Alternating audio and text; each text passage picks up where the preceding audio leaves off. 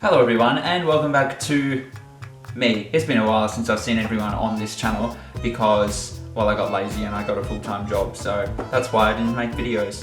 But since we are back in lockdown, or stage 3 restrictions here in Melbourne, you've probably seen it on the news, wonderful, I thought that I would do what all the rage is at the moment on the internet, which is baking your own bread. Now, it's worth pointing out now that I just touched my face.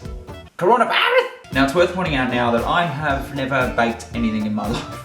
So this could be disastrous. But I've got all the ingredients. I watched a YouTube video and I'm pretty confident that I can do this. So for this process, we're going to need some flour, unsurprisingly. Unbleached flour, apparently. That makes a difference. But it's from Australia. We also need some fine sea salt. I realized this says table salt. I was at the supermarket, it had cooking salt, there was table salt. They're both fine. So look, we're gonna just use table salt and hope that it works. It's also from Australia.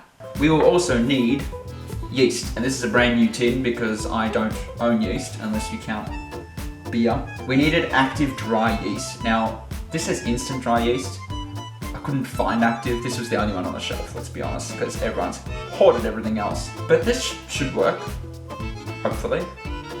I don't actually know what active yeast is. Oh well, let's give it a go.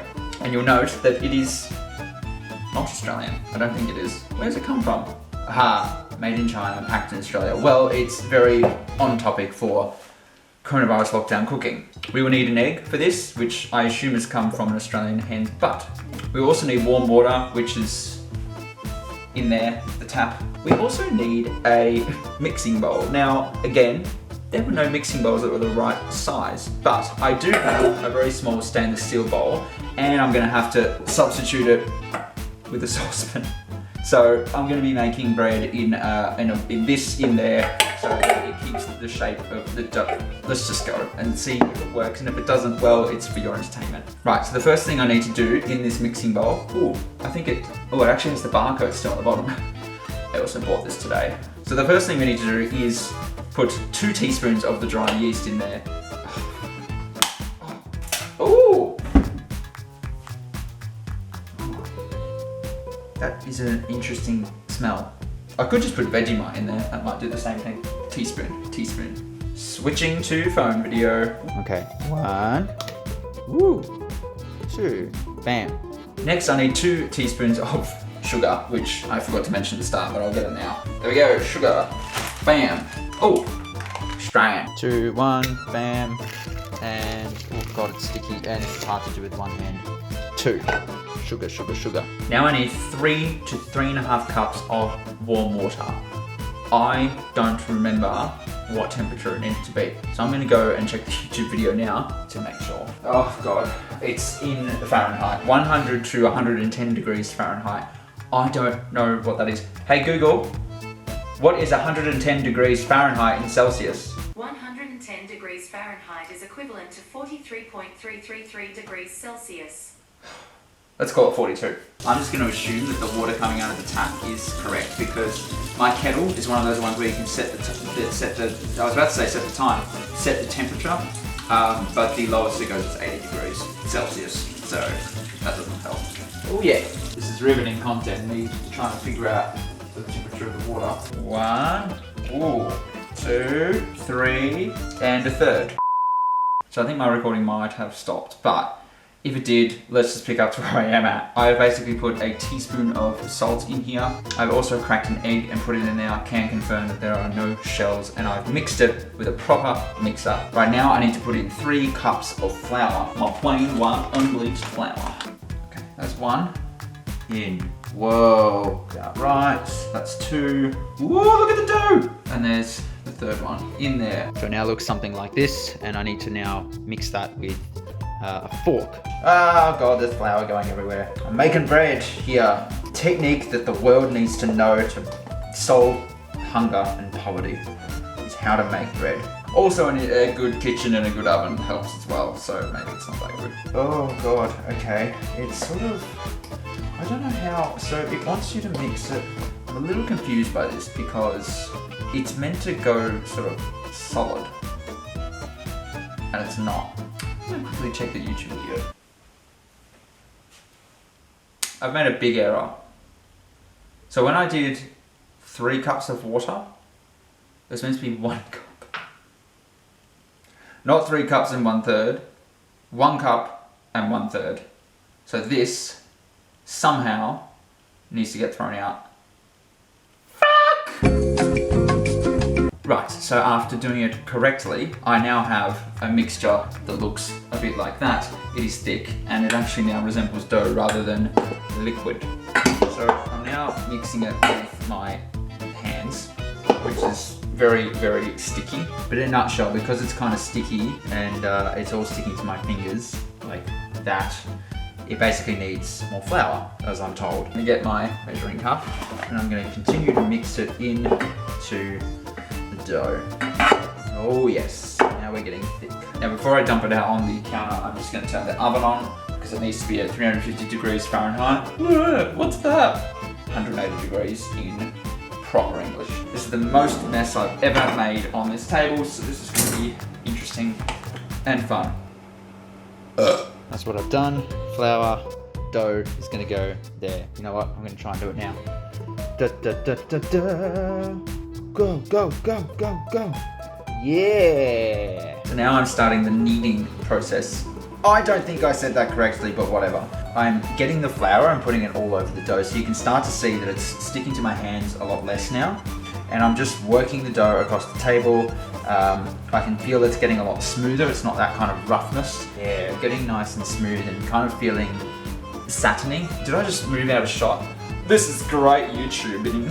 Oh, wow, it's so soft now. It literally feels like bread dough. Oh my God, I'm a baker. I'm starting a new career. So I'm gonna I'm gonna do this, look. See? So it's not that rough texture anymore. It's kind of like really smooth. So now you can sort of see that it's like kind of smooth and it's got a bit of elastic feeling and it's not sticking to my hands anymore. That's just left over from the kneading process. Now what I'm gonna do is I need the dough to rise. So I'm gonna turn the oven off first of all. So that's been on for a few minutes at 180 degrees. I'm gonna try and get this into a ball as best as I can.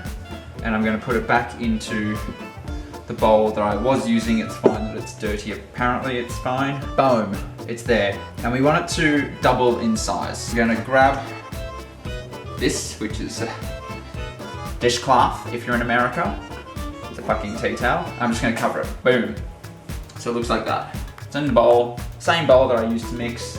And I'm going to chuck it in that oven, which is now off. I'm gonna put it in there for an hour. Hey Google, set timer for 30 minutes. 30 minutes, and that's starting now. I realised I said an hour, but I'm going to check it in half an hour. Right, so the dough has doubled in size. You can see it there. It's a lot bigger than what it was when I put it in the oven. It only took half an hour, and they said an hour or when it's doubled in size, but I feel like I've done something wrong here. But anyway, it's a learning process. So now I'm going to take the dough out somehow. Pardon me, it feels like I haven't done this right. But no matter, I'm gonna persevere. It's starting to smell like bread, I have to admit. Cool, so I am now going to allow that to rise for another 20 minutes. So it doesn't actually say if I need to put it back into a warm place or just leave it on the counter, but I'm gonna put it back into a warm place because why not? Oh, and I should mention that my stainless steel bowl ended up being the right size, so I didn't need to use the big saucepan in the end. Lucky me. Totally planned it. This is the second rise done. Again, I don't know whether I was meant to put it back into a warm place, but anyway, we're just gonna roll with it and see what happens. And reveal. Oh, it has risen. Oh, that's good. It's meant to be just over the edge of the pan, which it looks like it is. And oh yeah, it's still soft. Now I have to put it back into the oven for 25 minutes to actually bake. At 350 degrees Fahrenheit. What does that mean? Hey Google, set timer for 25 minutes. 25 minutes, and that's starting now. Meanwhile, I'm watching the Grand Tour because it's something I've seen before and I don't want to watch something new, because if I watch something new, I then have to pay attention to it. So I just watch something that's I've seen before. So it's been in the oven for 25 minutes at about 180 degrees, a little bit less, and that's a crispy top, and it looks like brown and golden, and that's pretty much what it's meant to look. It's not the smoothest, I'll admit that. I'm switching to the camera down here so you can see me cut it, but look, it looks like a loaf of bread. Pretty cool. It is a little bit soft. I'm feeling positive about my first ever attempt. And that is bread. It's a little bit doughy, I will admit, but I mean, it looks like bread to me. I am genuinely surprised that actually worked. So there you have it. I have baked my own bread. You can see it hopefully still steaming out. And look, I'm surprised it actually worked. It was not the smoothest process, I'll admit. I mean, I completely ruined it at one point, but I'm really, really proud of myself. I'll put all the ingredients and the recipe in the description of the video down below, and I'll also link you to the YouTube video that I just stole this from. Thanks for watching, and if I enjoy the editing process again and get this up onto YouTube pretty quickly, maybe I'll do more videos during my lockdown 2.0 here in Melbourne.